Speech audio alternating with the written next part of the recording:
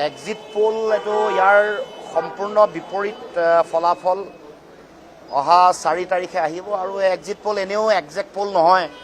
মই press meet the এনেও কৈছোঁ যে যোৱা 10টা নিৰ্বাচনৰ ফলাফল যদি আপোনালোকে পৰীক্ষা কৰে তেতিয়া দেখিব যে ফলাফলৰ যিটো হাৰ বিফলতাৰ হাৰ 57%, তাৰমানে প্ৰায় 60%।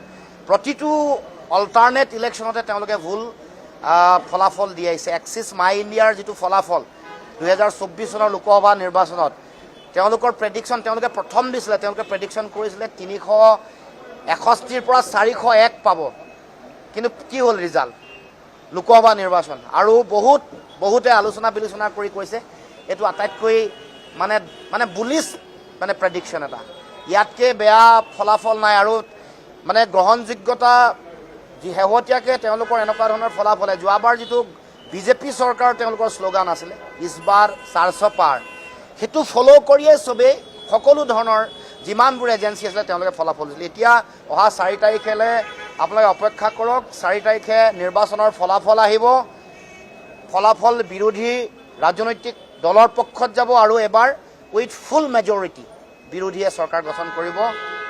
গৌৰৱ গগৈ মুখ্যমন্ত্ৰী হ'ব।